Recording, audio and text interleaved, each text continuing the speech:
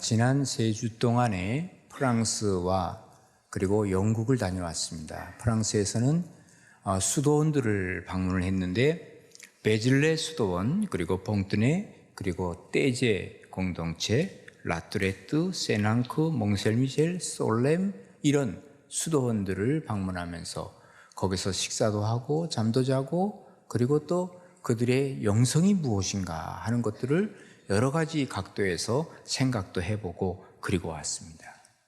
원래 수도원이라고 하는 것은 예수님 이후에 사막에서부터 수도원들이 시작이 되었고 또 그 수도원의 어떤 그 규칙을 갖고 살아가는 것이 베네딕트 수도원에서부터 시작되었고 그것이 또 약간 타락을 하다 보니까 시토 수도원이 되었고 그리고 이 시토 수도원에서 나중에 도미니크로 나아가게 되는 이러한 과정이 있었습니다. 그리고 지금에 이르러서까지도 많은 수도사들이 수도원을 지키고 있고요. 근데 왜 그러면 수도사들이 그곳에 들어가서 수도원에서 신앙생활을 할까?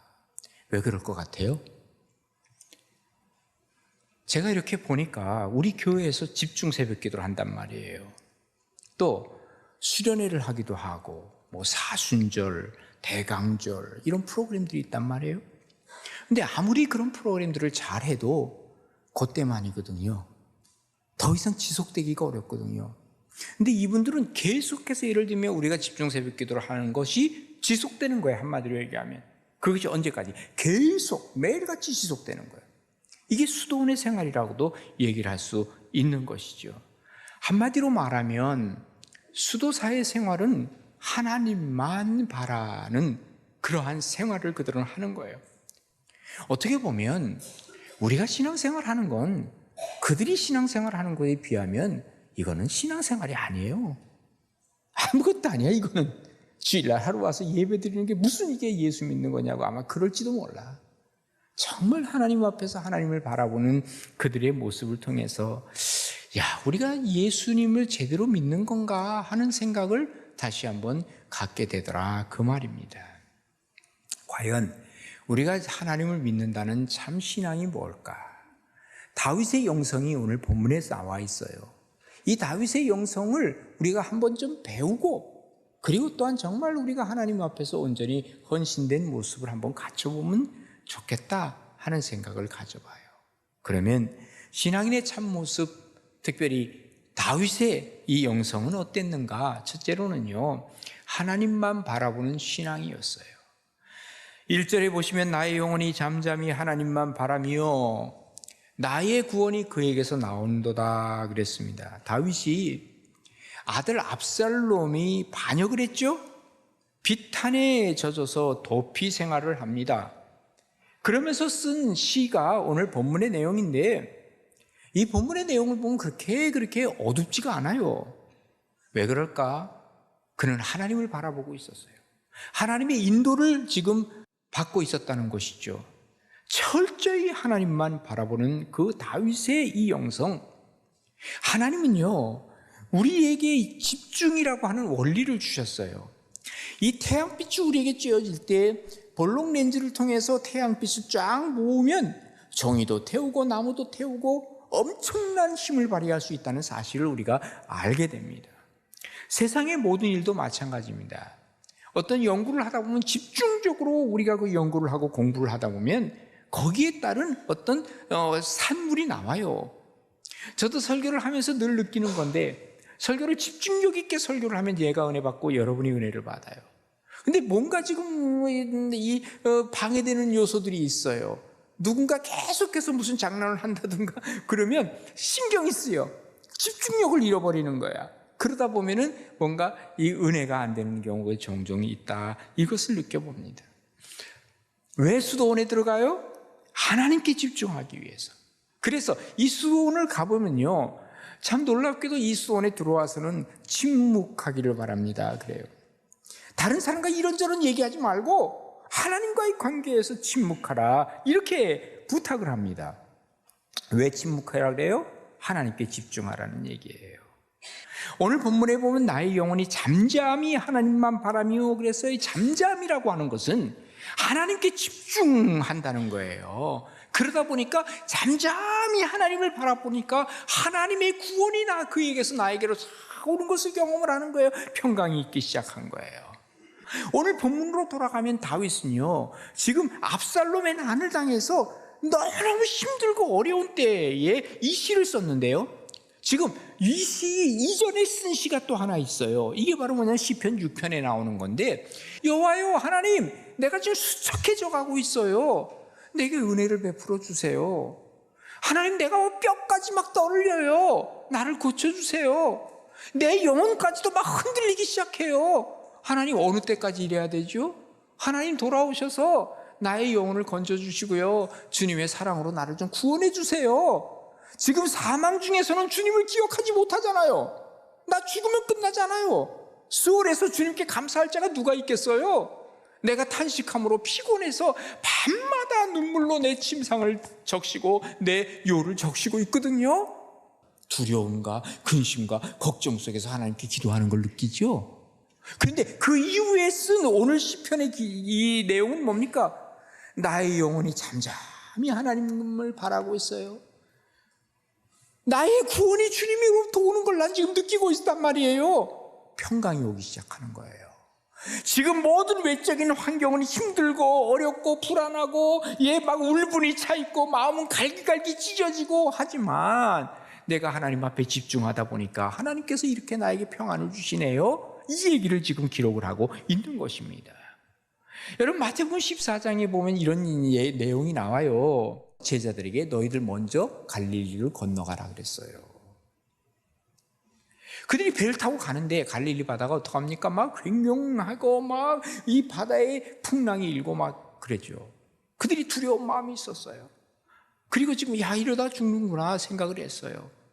그때 이 바다 중간에서 누군가 저벅저벅 걸어오시네? 누구예요? 예수님이거든? 당신 누구의 유령 아닙니까? 나다. 걱정하지 말아라. 두려워하지 말아라. 그러니까 그때 베드로가 뭐라 그럽니까? 주님이시거든 나를 오라고 한번 해보세요. 그래, 이리 오너라. 그때 어떡합니까? 베드로는 바다 위를 걷게 되는 거예요. 바다 위를 걷는 거예요. 마음의 평안함이 있었어요. 어떨 때? 주님 앞에 집중했을 때, 하나님을 바라봤을 때. 지금 풍랑이 없는 게 아니에요. 풍랑이 있음에도 불구하고 그는 걸을 수 있었어요. 그런데 갑자기 집중력이 떨어지죠. 하나님만 바라보다가 지금 풍랑을 보게 되죠. 어떡합니까? 떨어지는 거예요. 물속에 빠지는 거예요. 예수님 뭐라고 말씀하십니까? 야, 너 이렇게 믿음이 적냐? 이 말은 뭐예요? 너 왜 나에게 집중하지 못하니? 라는 말씀을 하고 계시는 것이죠. 철학자인 하이드 칸이라고 하는 사람은요, 우리 그리스도인들이 두 종류의 사고를 하는 사람들이 있다는 거예요. 그런데 이 두 종류의 사고 중에 한 사고는 좀 위험한 사고인데, 이 계산적 사고라 그랬어요. 이것은 어디로부터 출발하냐? 나로부터 출발하는 거예요. 내가 왜 예수 믿는데? 내가 왜 교회 나오는데? 나 하나님 앞에 축복받기 위해서 나와. 내가 하나님 앞에 기도하기 위해서 나와. 내가 지금 이번에 나오는 것은 내가 이번에 사업 잘 되기 위해서 나와. 나 이번에 대학 합격되기 위해서 나오는 거야. 어디예요? 다 나로부터 시작되는 계산적 사고라 그랬어요. 근데 두 번째 사고를 우리가 그리스도인이 할 줄 알아야 되는데, 이건 바로 뭐냐면 영감적 사고라 그랬어요. 이것은 나로부터 시작하는 것이 아니라 하나님으로부터 시작하는 거예요. 하나님의 계획이 뭐죠? 하나님을 찾기 시작하는 거예요. 그래서 결국은 뭐예요? 미래로부터 현재를 끌고 오는 거라 그랬어요. 지금 나는 나로부터 시작하는 건 나로부터 미래를 가는 거예요. 불안해요. 미래가 어떻게 될지 몰라요. 나로부터 시작을 하니까.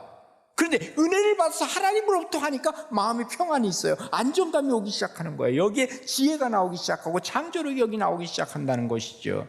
어떤 두려움과 걱정도 문제가 되지 않아요. 왜? 내게 능력 주시는 자 안에서 내가 모든 것을 할 수 있고 모든 것이 합력하여 선을 이룰 수 있다는 사실을 나는 알고 있기 때문이라는 것이죠. 이게 바로 뭡니까? 이게 그리스도인의 영감적 사고를 가져야 한다는 것을 얘기하고 있는 것입니다.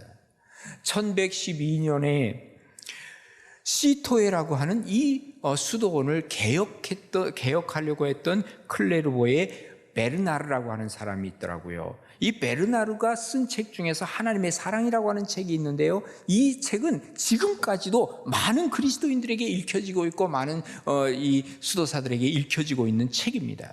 여기에도 영성에 대한 얘기를 하는데 이 영성의 성장 과정에 대해서 얘기를 하는데 이 과정이 이런 과정을 겪는다는 거예요.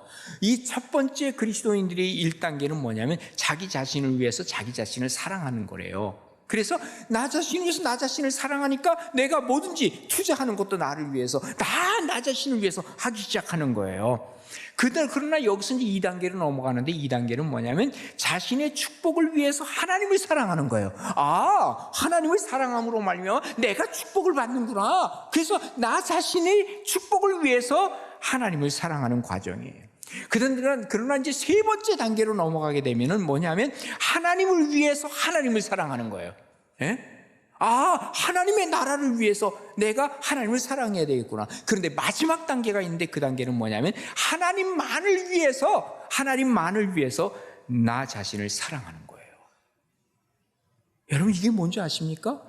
하나님의 은혜가 우리 가운데 오기 시작했을 때 그때 내가 하나님을 사랑하는데 왜? 하나님만을 위해서 하나님을 사랑하지만 나도 사랑하게 된다는 것이죠. 이게 바로 베르나르의 영성이요, 이게 바로 진정한 행복한 그리스도인의 삶의 모습이라고 하는 것입니다. 이런 것을 생각해 보면 과연 나는 얼만큼 어느 단계까지 와 있나, 정말 나의 신앙이 이게 제대로 된 신앙인가, 성장하고 있는 신앙인가 하는 것을 다시 한번 생각해 보게 되더라 그 말입니다. 출애굽을 했던 모세를 보세요. 모세는 출애굽기 14장 14절에서 뭐라 그런지 아십니까? 여호와께서 너희를 위하여 싸우신다. 그러니 너희는 가만히 있을지니라 그랬어요. 가만히 하나님이 하시는 일을 바라봐라. 이것은 뭐예요? 하나님을 바라보고 하나님께 집중하는 사람만 이것을 느낄 수 있는 것이죠. 하나님만 바라보는 사람이 이것을 느낄 수 있다는 거예요. 내 마음의 소원을 이루는 것이 아닙니다. 하나님의 뜻이 내 속에서 이루어지는 것입니다. 세상을 이기는 신앙이 이것이요, 세상을 이기는 영성이요, 여기에 하나님이 주시는 진정한 평강이 우리 가운데 임하는 것입니다.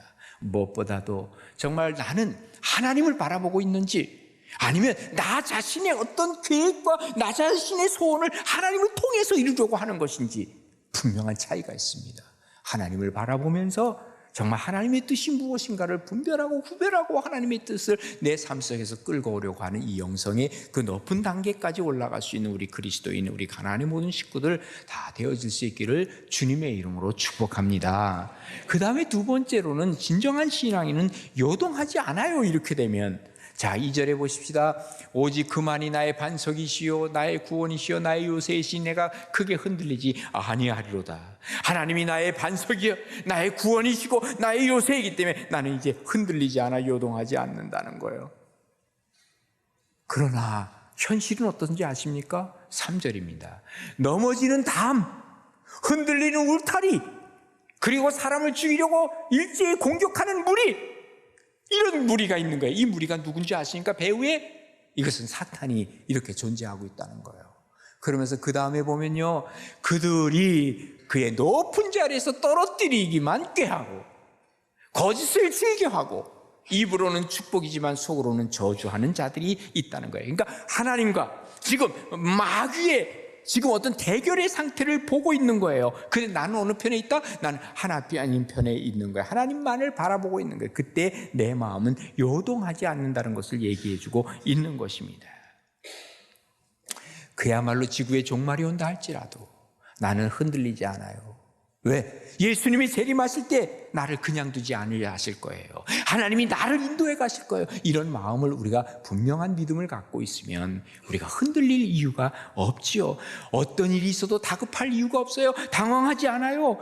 어떤 일이 있어도 우리는 하나님을 바라보고 일어설 수 있다는 거예요. 어떤 집에 불이 나니까 뭐라 그래요? 전화기를 들고 한다는 말이 119가 몇 번이냐 그러더라는 거예요. 그러니까 아들이 한다는 말이 아빠 114에다 한번 물어봐요. 그러더라는 거 아닙니까? 왜 이렇게 당황하느냐? 왜 이렇게 다급하면서 그리고 하느냐 말이에요. 왜 위기가 있으면 이 위기를 극복하면 되는 거거든요. 왜 이 위기 관리를 잘한다? 성격이 침착해서 차분해서? 아닙니다. 하나님에 대한 확신이 있으면 차분해질 수밖에 없습니다. 그 마귀를 바라보는 그 순간 나는 흔들리기 시작하는 거예요. 아이고, 내가 언젠가 떨어지겠구나, 언젠간 내가 죽겠구나. 왜? 마귀를 보는 순간 그럴 수밖에 없어요. 그러나 하나님 앞에 초점을 맞추는 그 순간부터는 달라지는 것이죠. 지금 여기 두 가지가 같이 나오고 있어요. 하나님은 나의 반석이시오, 구원이시오, 그리고 나의 요새이세요. 난 그걸 바라보고 있는 거예요. 그러다 보니까 요동하지 않아요. 근데 지금 여기 마귀가 하는 짓은 뭐예요? 지금 넘어지는 남, 흔들리는 그 울타리, 그리고 나를 공격하는 그러한 일들, 그리고 거짓을 즐기고, 그리고 뭐예요? 저주하는 그러한 입술, 이것을 보는 순간부터 흔들리기 시작해. 그리고 어느 순간인가 내가 여기 시험에 들기 시작하는 거예요. 성경에 보면 아수르가 유다를 침범해 왔죠. 그때 성을 완전히 포위를 했습니다. 그리고 그때 이 산헤립이라고 하는 이 임금이 히브리 말로 백성들을 다 들으라고 뭐라고 떠듭니까? 야, 너희가 믿는 하나님 여호와, 그가 너희를 건져줄 수 있는 줄 아니? 너희들 지금 포위돼서 죽어.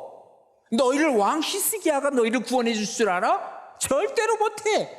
그러면서 막 그야말로 확성기로 얘기하듯이 큰 소리로 떠들어요. 그러니까 예루살렘 성 안에 있는 사람들이 막 두려웠고, 이 소리가 들리기 시작하니까 괴롭고 힘들고 이제는 죽었다 생각을 하고 있는 것이죠. 그때 하나님의 음성도 들려요. 누구를 통해서? 이사야를 통해 들리는 거예요. 하나님이 너희를 위하여 싸울 거야. 염려하지 말어. 결국은 어떻게 됩니까? 18만 5천 명이라고 하는 이 아수르의 군대를 하나님께서 순식간에 몰살시키잖아요. 누구 소리를 들으려고 하세요? 하나님의 소리를 들어야 우린 요동치 않아요. 자꾸 세상 소리 들으려고 하지 말아요. 흔들려요. 흔들리다가 결국 실족되어 넘어지는 거예요. 누구의 소리를 듣느냐 하는 것은 굉장히 중요한 의미가 있다, 그 말이에요. 세상에 속지 말라는 거예요. 세상에 속지 않기 위해서는 어떻게 해요? 하나님을 바라보고 하나님 앞에 집중할 수 있을 때 흔들리다가도 일어나는 거예요. 흔들릴 수도 있어요, 조금. 그러나 일어설 수 있는 거예요. 일어설 수 있습니다. 이러한 신앙, 하나님은 우리에게 갖기를 요구하고 계십니다. 정말 하나님 앞에서 요동하지 아니하는 신앙, 주님을 바라보며 주님께 초점을 맞춰 나가는 신앙, 우리 가나안의 성도들의 신앙이 되기를 주님의 이름으로 축복합니다. 마지막 세 번째로는 자유케 하는 신앙이에요. 자유하게 되는 신앙. 자, 오늘 본문 5절에 보시면요, 나의 영혼아 잠잠히 하나님만 바라라. 무릇 나의 소망이 그에게로부터 나온도다. 나에게로부터 나오는 게 아니에요. 하나님으로부터 나온다 그랬어요. 그리고 오직 그만이 나의 반석이요 나의 구원이요 나의 요새이시요 내가 흔들리지 아니하리로다. 다시 확신 있게 아까 얘기한 걸 또 말하고 있는 거예요. 그리고 그 다음에 뭐라 합니까? 나의 구원과 영광이 하나님께 있으며 내 힘의 반석과 피난처도 하나님께 있도다. 백성들아, 시시로 그를 의지하고 그의 앞에 마음을 토로하자, 그 말이에요. 하나님 앞에 내 마음을 다 토로하자는 거예요. 내 안에 있는 괴로움과 고통과 두려움 모든 거 다 토해내자, 그 말이에요. 하나님은 우리의 피난처가 되신다라고 말씀하고 있습니다. 욥은요 정말 많이 힘들었어요. 자기의 재산 다 잃었지요. 자기 자식 죽었지요. 자기는 온갖 병에 다 들어있죠. 그때 욥이 뭐라고 얘기하는지 아세요? 욥기 10장 1절에 보면 내 영혼이 살기에 너무너무 곤비해요. 내 불평을 토로하겠어요. 토로한다는 게 뭐예요? 내 불평을 다 토설해 내겠어요. 누구에게? 하나님에게. 내 마음이 괴로운 대로 다 말할 거예요. 하나님 다 들어주세요. 사람 앞에서 하지 마세요. 사람 앞에서 하면 아무 소용없어요. 하나님 앞에서 이걸 다 토해내니까 자유함이 생긴다, 그 말이에요. 시편 기자도 얘기를 합니다. 시편 32편 3절입니다. 내가 토설치 아니할 때에 종일 신음함으로 내 뼈가 쇠하였도다 그랬어요. 내가 토설하지 아니하니까요, 이 안에 있는 모든 그 좌절감, 눈물, 분노, 열등감, 이 모든 것들이 나를 지배하기 시작하는 거예요. 속이 불편하기 시작해요. 이거 다 토설해내는 거예요. 다 빼내는 거예요. 여기에 바로 진정한 자유함이 있더라 하는 것을 얘기해주고 있는 것이죠. 하나님은 우리의 피난처를 제공했어요. 언제? 우리가 다 모든 것 토설해낼 때 여기에 진정한 자유함이 있어요. 그래서 우리는 진정한 자유인이지만 우리 스스로 우리를 얼검에, 그래서 하나님 앞에서 자유함을 주셨지만 내 스스로 나를 붙들면서 하나님 앞에 내가 묶어두는 거예요. 내 자유함을 스스로 하나님 앞에 묶어두는 거야. 그때 하나님은 나에게 진정한 자유가 무엇인지를 더 크게 알게 하신 거예요. 그래서 사도 바울이 뭐라고 고백하냐면요, 고린도전서 9장 19절에 보면 내가 모든 사람에게서 자유로워, 나는 자유인이야. 그러나 스스로 모든 사람에게 종이 된 것은 더 많은 사람을 얻고자 함이라, 이렇게 얘기하고 있어요. 스스로 종되는 거예요. 갈라디아서 5장 13절에 보면요, 형제들아 너희가 자유를 위하여 부르심을 입었으나 그러나 그 자유로 육체의 기회를 삼지 말고 오직 사랑으로 서로 종노릇하래요. 여러분, 혹시 내 마음속에 불평과 불만과 짜증과 근심과 걱정과 두려움과 모든 것이 있다면 나는 나 스스로 삶을 그야말로 감옥으로 만드는 사람이에요. 이거 다 하나님 앞에 토로하는 거예요. 그리고 진정한 자유함을 얻는 거예요. 이걸 다 내려놓고 어떻게 내려놔요? 새벽 기도 있잖아요. 심야기도 있잖아요. 이 기도를 통해서 이걸 뽑아내는 거예요. 다른 방법이 아니에요. 기도를 통해서 하나님 나 이거 두려워요, 하나님 나 이거 정말 싫어요, 하나님 나 정말 이거 불만이 있어요, 불평이 있어요, 다 토설해낼 때 와, 자유, 정말 평안하다, 이걸 느끼는 거예요. 이거를 누릴 수 있고 이걸 느낄 수 있는 사람이 그리스도인이야. 이걸 해봐야 돼. 해보지 않으면 몰라요. 그래서 우리가 정말 그냥 기도하되 주일날 와서 한번 기도하고 가는 것 말고 시간을 내어서 기도하고 하나님 앞에 내가 내 마음을 토설해 보겠다라는 이 마음이 있을 때 하나님이 주시는 진정한 자유함이 무엇인가를 우리가 느끼게 된다는 것이죠. 하나님 안에 있을 때만이 이루어지는, 그러니까 하나님 안에서 내가 죽고 하나님 앞에서 다시 사는 거예요. 그 베네딕트 수도원의 수도사가 되기 위해서 임직 예식을 하는데 임직 예식을 이렇게 한다 그러죠. 그 수도사가 되기 위해서는요, 자, 수도원장이 있고 또 수도사들이 이렇게 있는 가운데, 가운데 뭐가 있냐면 관을 둔, 관, 사람 죽으면 들어가는 관, 거기에 이제 수도사가 되려는 사람이 거기 누워 있는 거예요. 그러면서 밖에서 어떤 소리가 들리냐면 골로새서 3장 3절에 소리가 들려요. 이는 너희가 죽었고 너희 생명이 그리스도와 함께 하나님 안에 감춰졌음이라. 그 다음에 아무 소리, 완전한 침묵이야. 그러다가 한참 만에 안에 있는 사람이 이 말이 무엇인가를 깨닫는 거예요. 이제는 너희가 죽었고 너희 생명이 그리스도와 함께 하나님 안에 감추었음이니라. 아멘 할 때 비로소 선포를 하는데, 안에서 시편 118편 17절을 가지고 선포하는 거예요. 내가 죽지 않고 살아서 여호와께서 하시는 일을 선포할 것입니다 하고 외치는 거예요. 그때 원장이 그 관으로 갑니다. 그리고 에베소 5장 14절로 이렇게 말씀합니다. 잠자는 자여 깨어서 죽은 자들 가운데 일어나라. 그리스도께서 너에게 빛을 비춰주실 것이다 라고 얘기하는, 그 순간 경쾌한 수도원의 종소리가 땡그렁 땡그렁 들리기 시작하는 거예요. 그러면 이 누워있던 사람 원장이 수도 일으켜주죠. 그리고 수도사 복을 입히고 나면 그 사람이 수도사가 되는 거예요. 이야, 이게 참 멋있다. 우리도 세례 앞으로 받을 때 그렇게 해야 되겠다 하는 생각이 들어요. 세례 받는 사람 여기 누우세요. 관 안에 눕는 거야. 그리고 나서는요, 너는 죽었고 너의 생명이 그리스도와 함께 하나님 앞에 감춰졌느니라. 그러면 자기가 깨달음이 와요. 알았습니다. 내가 죽지 않고 살아서 여호와의 행사를 선포하리이다 하고 일어나. 그래, 됐어.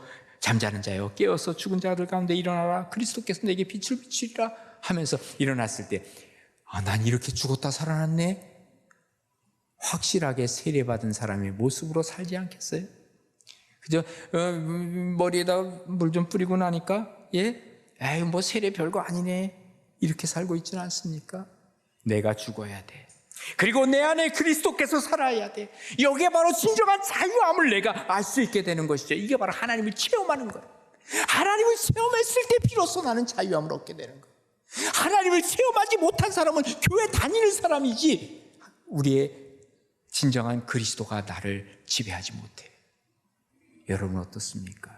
참 그리스도인의 모습을 가지고 살기 위하여 하나님께 집중하고 하나님을 바라보고 또 뿐만 아니라 요동하지 아니하는 신앙을 가지고 살아가고 자유함을 얻어서 세상 속의 그리스도인으로서 그야말로 빛과 소금의 역할을 감당할 수 있는 그리스도인, 여러분, 우리 가나안 교회 성도들 여러분 되시기를 주님의 이름으로 축복합니다.